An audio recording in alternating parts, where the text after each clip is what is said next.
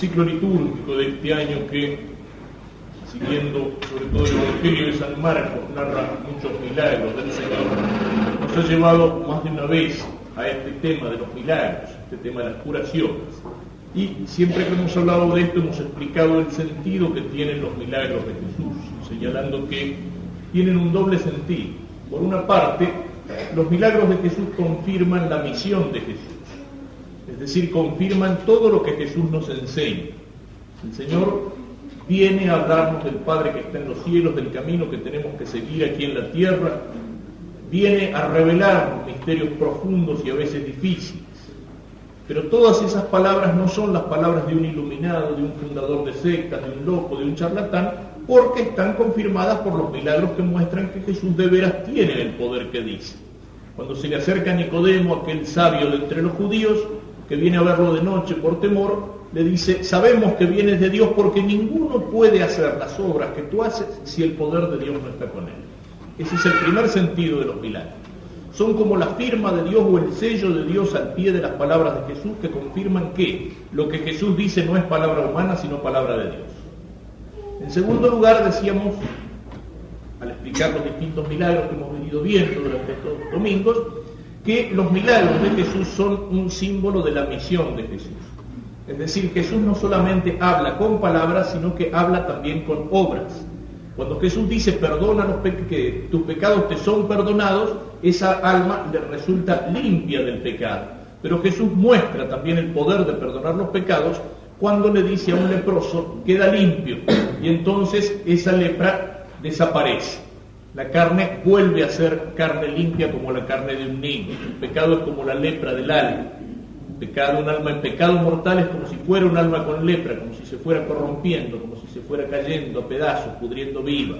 Y Jesús, al curar el milagro, por el milagro del cuerpo, muestra el poder que tiene para curar los pecados del alma.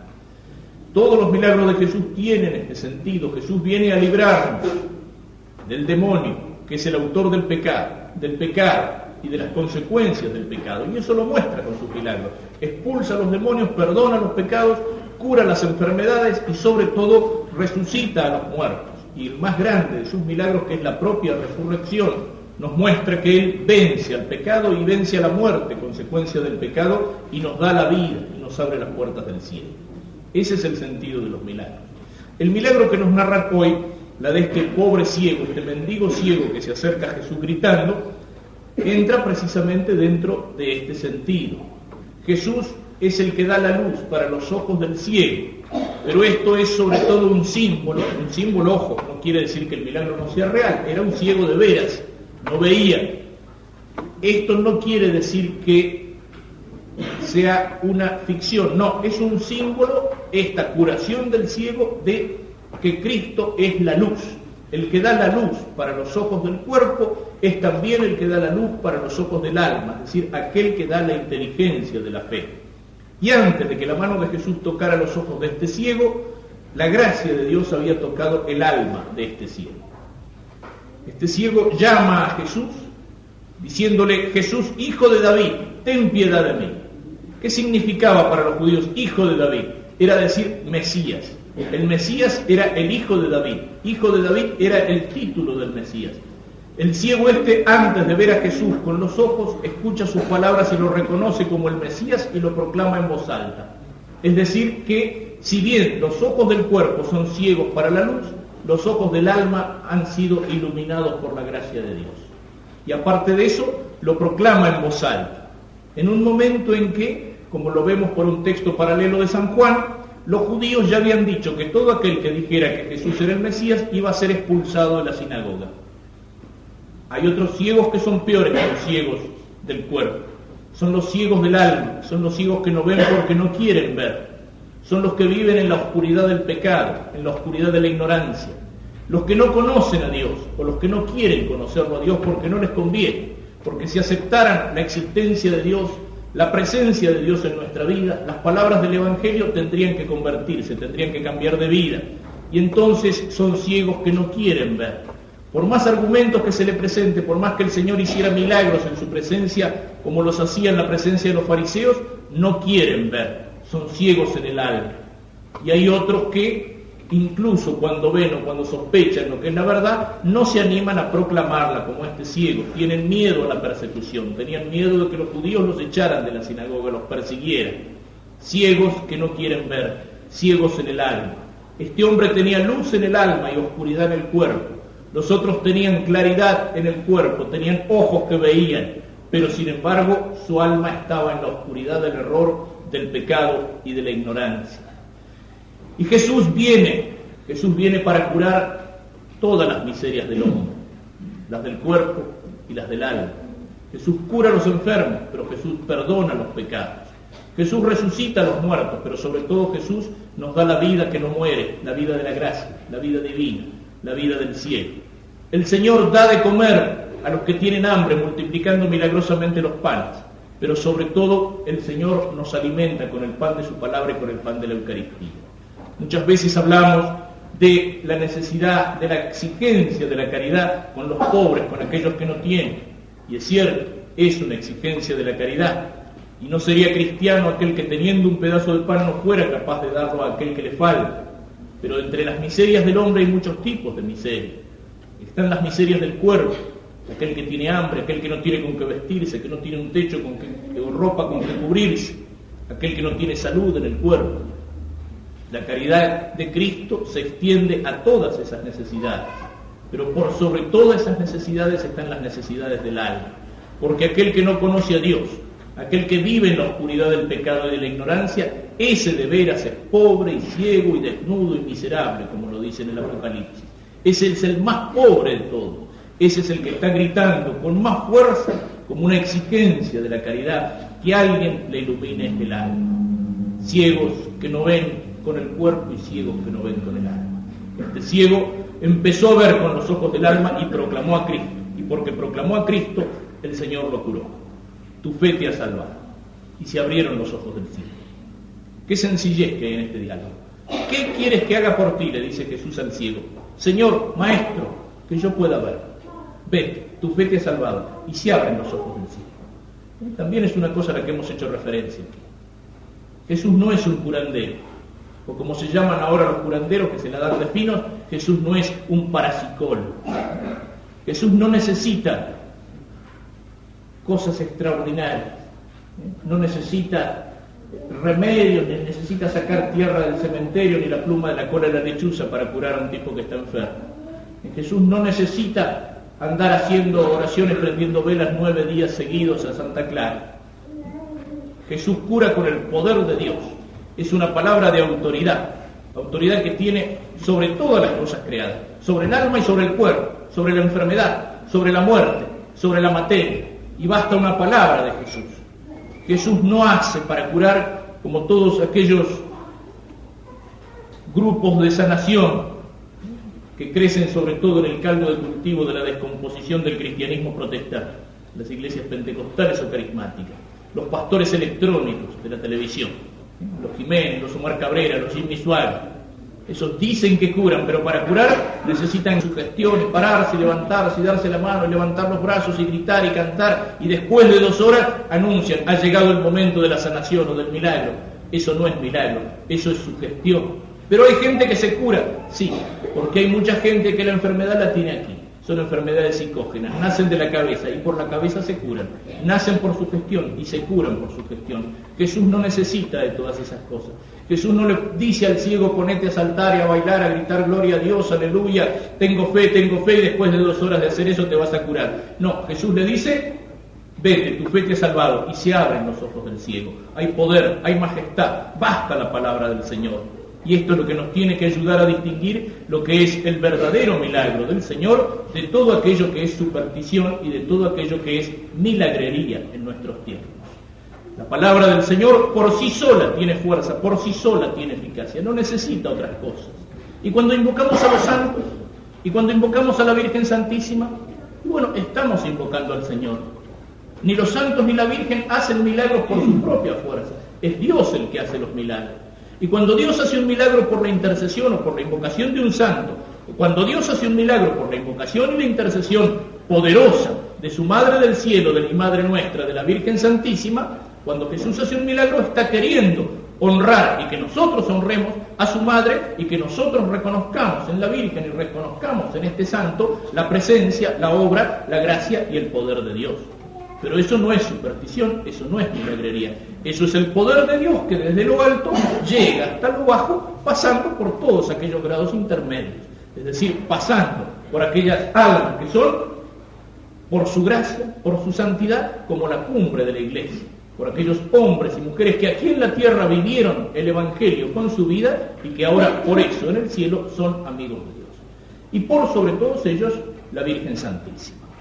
Digamos dos palabras sobre esto. El día 18 se cumplió un nuevo aniversario de la consagración del seminario y de la coronación de la Virgen Santísima, que hoy vamos a renovar.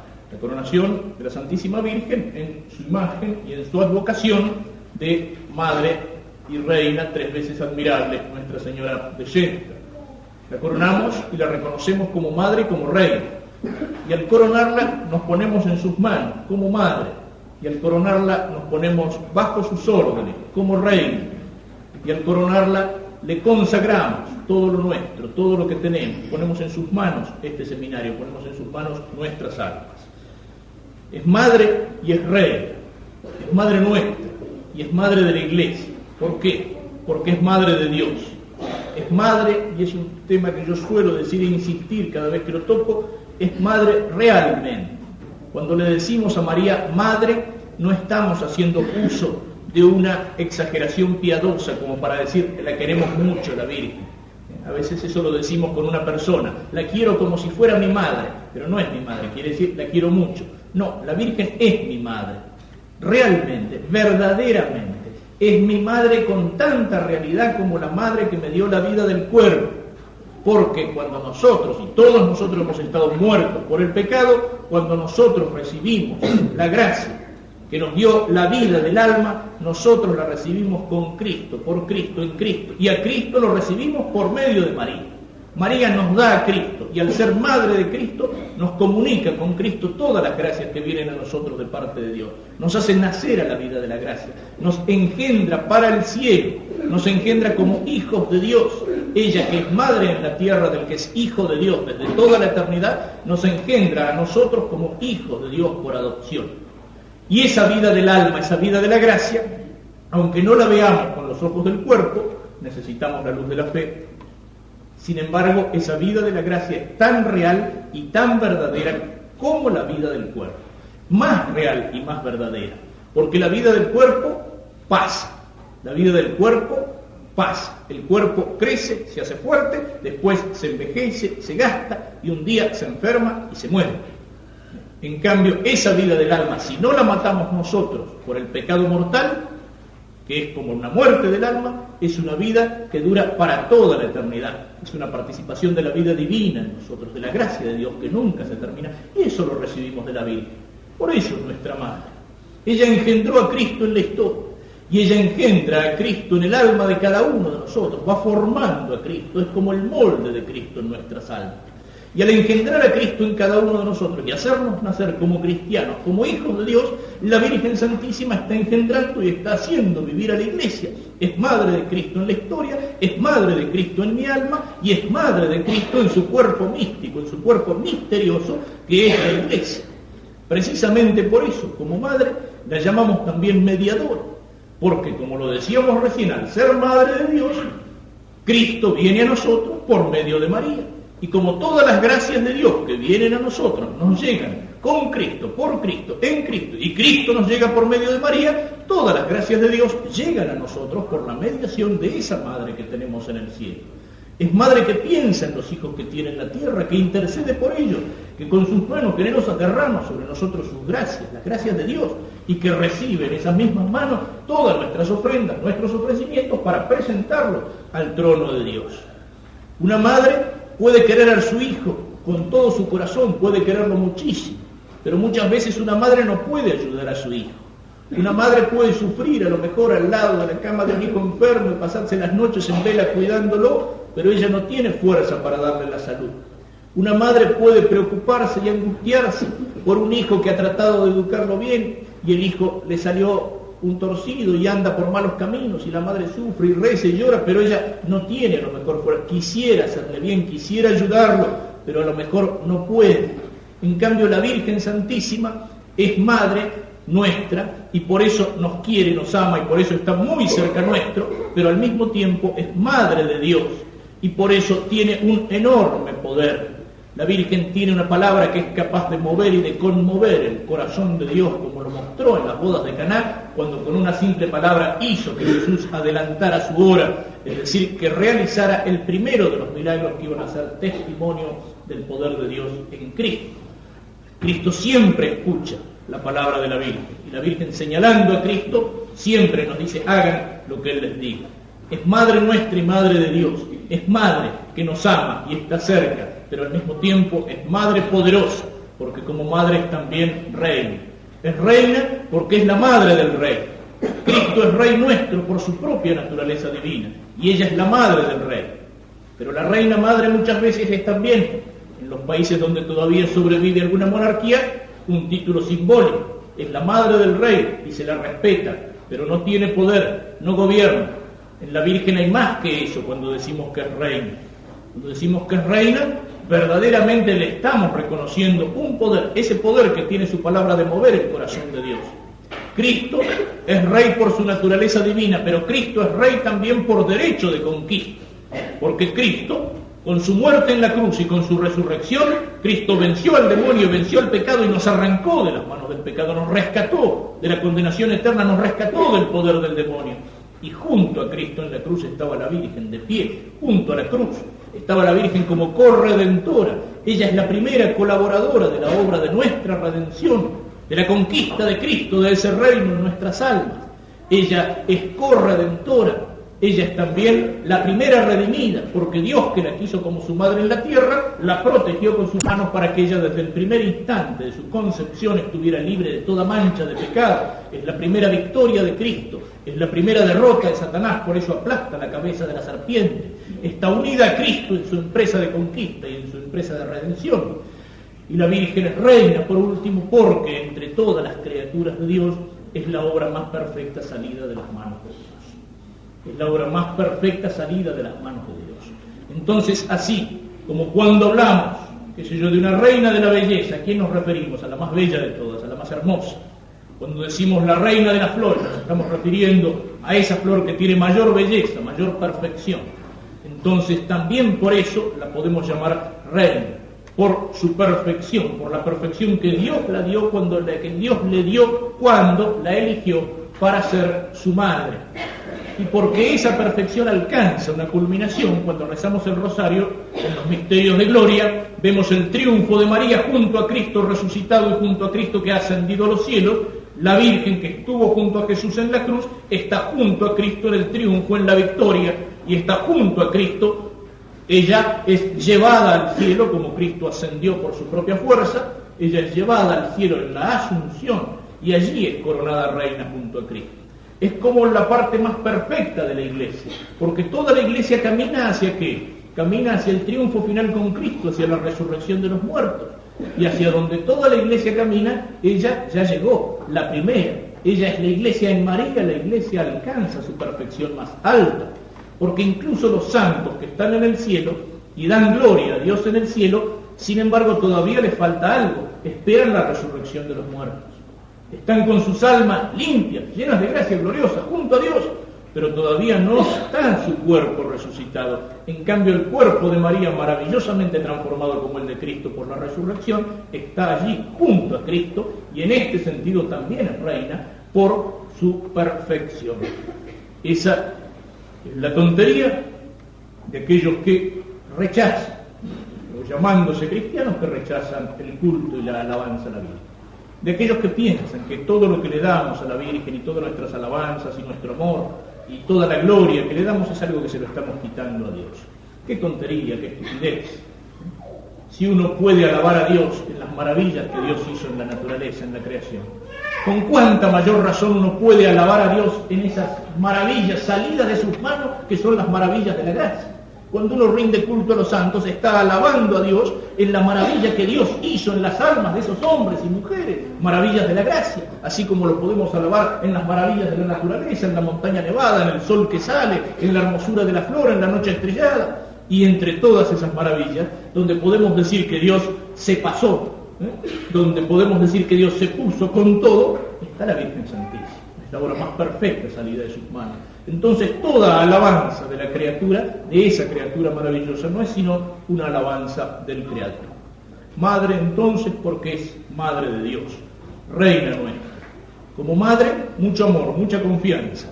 En sus manos nos ponemos, pero sabemos que esas manos son poderosas, porque esas manos son aquellas por las cuales sobre nosotros Dios quiere derramar sus gracias. Porque sabemos que esos labios de María son los que se mueven para hablar a Dios por nosotros y que ella puede mover el corazón de Dios y que Dios siempre escucha sus palabras. Como madre y como reina nos ponemos entonces en sus manos.